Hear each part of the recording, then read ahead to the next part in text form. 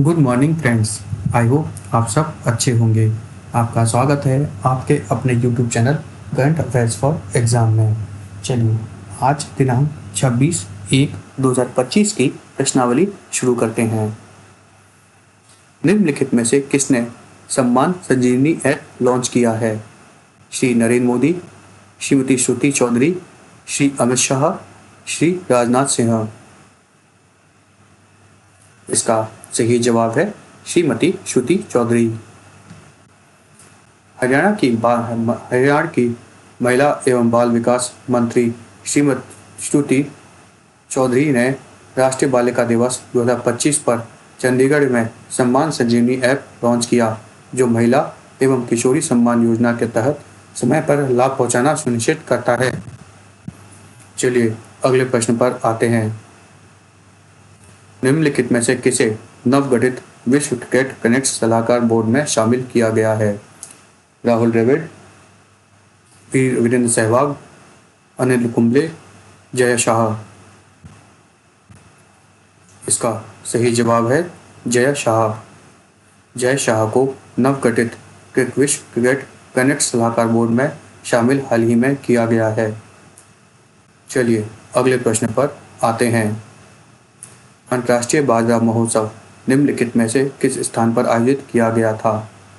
मुंबई, पणजी, बेंगलुरु, हैदराबाद। इसका सही जवाब है बेंगलुरु। कर्नाटक के बेंगलुरु में अंतर्राष्ट्रीय बाजरा महोत्सव आयोजित किया गया। यह महोत्सव कर्नाटक राज्य कृषि विभाग द्वारा आयोजित किया गया था। चलिए अगले प्रश्न पर आते हैं। निम्नलिखित में से किसने मुख्यमंत्री मोबाइल ऑपरेशन थिएटर का शुभारंभ किया है? श्री नरेंद्र मोदी, श्री अमित शाह, श्री राजनाथ सिंह, श्री ला गणेशन। इसका सही जवाब है श्री ला गणेशन।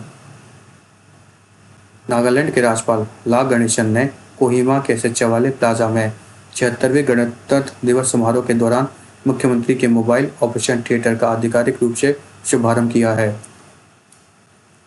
मोबाइल ऑपरेशन थिएटर एक पहल है जिसका उद्देश्य नागालैंड के ग्रामीण और दूर दराज के क्षेत्र में उन्नत शल्य चिकित्सा और स्वास्थ्य सेवाएं प्रदान करना है। चलिए अगले प्रश्न पर आते हैं। निम्नलिखित में से कौन सा राज्य 25 जनवरी को अपना स्थापना दिवस मनाएगा?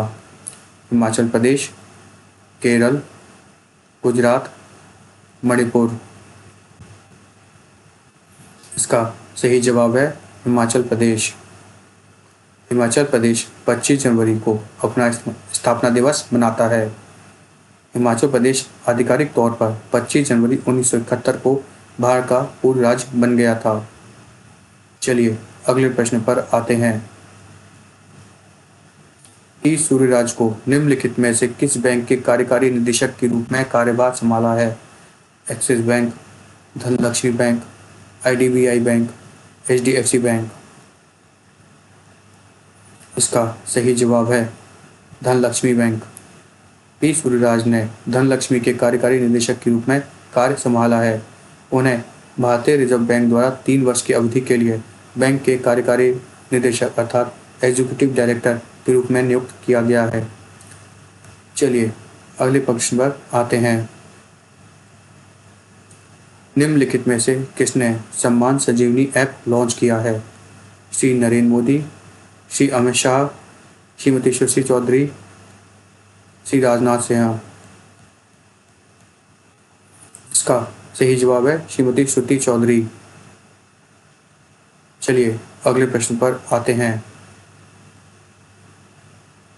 यूनेस्को ने हाल ही में वेटलैंड पर रामसार कन्वेंशन के तहत निम्नलिखित में से किस शहर को वेटलैंड शहरों के रूप में मान्यता दी है? इंदौर, उदयपुर, उपरोक्त दोनों, उपरोक्त में से कोई भी नहीं। इसका सही जवाब है उपरोक्त दोनों।